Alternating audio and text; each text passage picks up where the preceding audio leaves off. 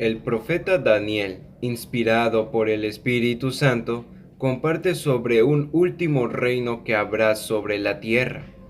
Está escrito en el mismo libro de Daniel, en el capítulo 2, versículo 41 hasta el 43. Ahí se habla sobre la unión entre el barro y el metal. Ahora, ¿qué significa esto? Pues siempre recordar que nosotros los seres humanos venimos del polvo de la tierra. Por tanto, el barro que está escrito ahí, eso significa nosotros mismos. Ahora el metal. El metal significa la tecnología misma que ahora tenemos y se está desarrollando. Si miramos muy bien nuestros alrededores, vemos que casi todo es tecnológico y es muy necesario y muy importante de tenerlo, como los teléfonos, el internet, las computadoras, etc.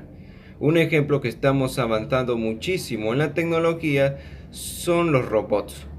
Un ejemplo de aquellos es Sofía. ¿Cuál es el plan de todo esto? Este reino tiene un plan. Y el plan es controlarnos, controlar nuestros pensamientos, controlar de lo que se quiere que nosotros pensemos. Los niños son expuestos a videojuegos violentos y cosas sexuales que así quitan su inocencia. ¿Y cómo afecta esto en los adultos? Afecta así, dando ansiedad, insomnio, aumenta la presión arterial. ¿Por qué? Por los estímulos, la gran cantidad de estímulos que se transmiten en los medios. Por eso debemos ser santos, guardarnos de todo mal, apartarnos de todo mal, y así nuestros ojos estarán verdaderamente abiertos y no seremos engañados. Una cosa más que falta de dejar claro es que, por tanto estímulos que recibimos, hacen que nuestros pensamientos no se puedan organizar muy bien, vayan muy rápido. Eso disminuye la concentración y la memoria. Y así es como logran controlarnos. Por eso debemos tener mucho cuidado de lo que veamos y de lo que escuchamos. Usar la tecnología con mucha responsabilidad.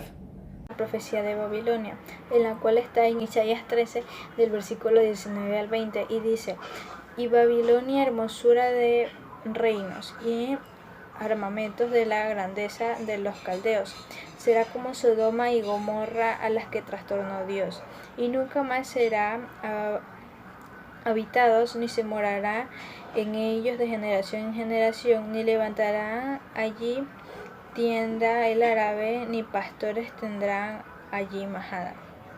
En esta parte la profecía es que Jehová va a destruir el pueblo de Babilonia, y luego después de eso Babilonia, que después de que quede destruida, nunca más nadie habitará allí.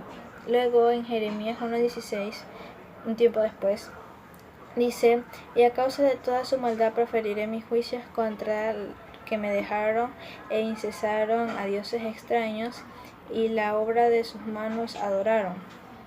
Aquí habla cuando el pueblo de Israel comenzó con la idolatría y comenzaron a hacer dioses y a alabarlos. Entonces aquí ya Jehová levantó, ya comenzó el juicio contra el pueblo de Israel. Luego en Jeremías 25, aquí en este capítulo habla sobre cuando Jehová somete al pueblo de Israel en cautiverio debido a los pecados que estaban cometiendo. Y luego en Jeremías 25:12 dice: Y cuando sean cumplidos los 70 años, castigaré al rey de Babilonia y a aquella nación por su maldad, ha dicho Jehová, y a la tierra de los caldeos, y la convertiré en desierto para siempre. En el versículo 12 nos habla de que después de los 70 años de cautiverio que Jehová sometió al pueblo de Israel en Babilonia, que después de esos 70 años él iba a destruir a Babilonia, y que después de eso ya nunca más nadie iba a habitar allí. Luego Cuando se acabaron esos 70 años, en el capítulo 51 del mismo libro de Jeremías, en el versículo 8, dice: en un momento cayó Babilonia y se despedazó. Gemid sobre ella, tomad bálsamo para su dolor, quizás sane. Aquí ya en el versículo 8 del capítulo 51 ya nos habla sobre la caída de Babilonia, o sea, cuando ya Babilonia fue destruida. La caída de Babilonia fue en el año 539 a.C., cuando fue conquistada por el imperio aquemenida bajo el mandato de Ciro, ya en ese tiempo. Y ahí ya acabó el imperio neo-babilónico. Luego, después de eso ya nadie nunca más ha habitado ahí hasta la actualidad. Luego, en el año 2003,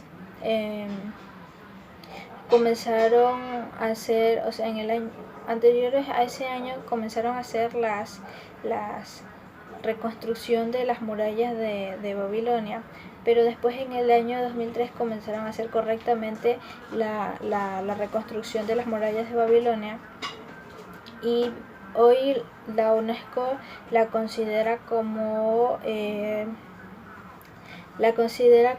un patrimonio de la humanidad. Pues bien, ahora nos encontramos a finales de los últimos días y muchos hermanos y hermanas sinceramente que creen en el Señor y esperan su regreso seguramente deben estar pensando en esta cuestión. En el capítulo 22, versículo 12 de Apocalipsis, el Señor Jesús profetizó: he aquí, yo vengo pronto.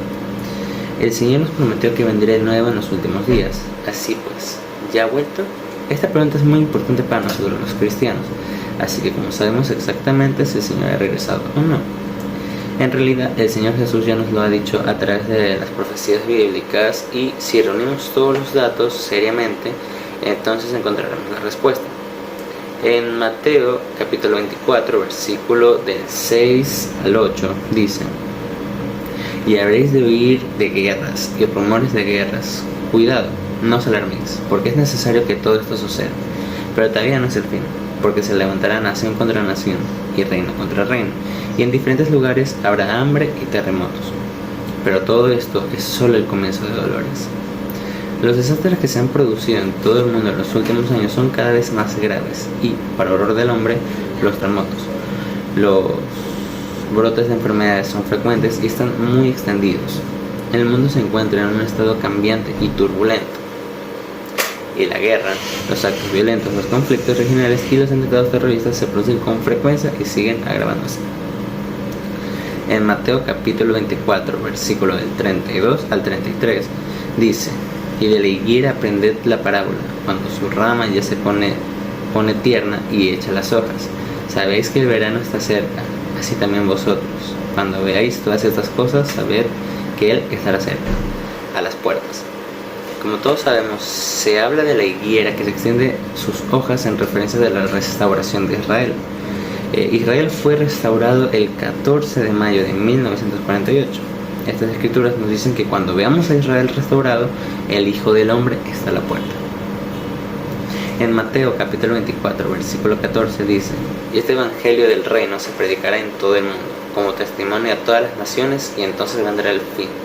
Este evangelio se predicará en todo el mundo. Significa que cuando en todo el mundo se haya escuchado el evangelio del Señor Jesús, Cristo vendrá. Cuando el Señor Jesús fue clavado en la cruz y completó su obra de redención, el Espíritu Santo comenzó a guiar a los discípulos y apóstoles para que dieran testimonio al Señor Jesús. Desde ese entonces, el Evangelio del Señor se ha difundido gradualmente a través de todo tipo de canales, como las radios, celulares, internet, los libros, los folletos del Evangelio o la evangelización de los creyentes. ¿Te gustaría saber lo que predice la Biblia para nuestros días? Hace 2000 años, la Biblia indicó que los últimos días serían críticos y difíciles.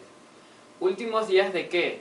No de la tierra o de sus habitantes, sino de los conflictos, de la opresión y del sufrimiento que han plagado a la humanidad durante miles de años. Analicemos solo algunas de las profecías que describen los últimos días.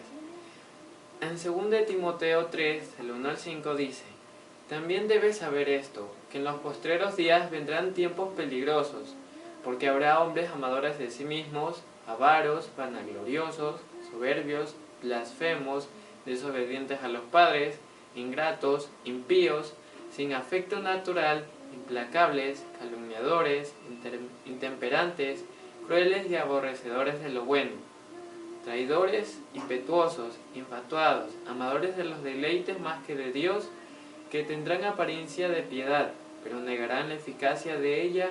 A estos evita. ¿Qué quiere decir?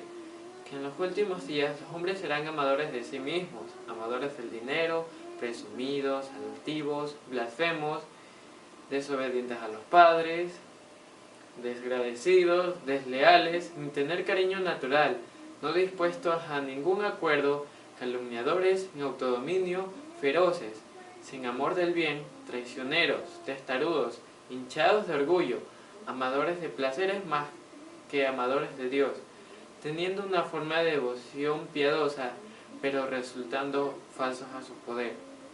¿Ha notado que cada vez hay más gente así? ¿No le parece que vivimos rodeados de personas orgullosas y que solo piensan en sí mismas y en el dinero? Que la gente se ha vuelto cada vez más exigente y está menos dispuesta a ceder.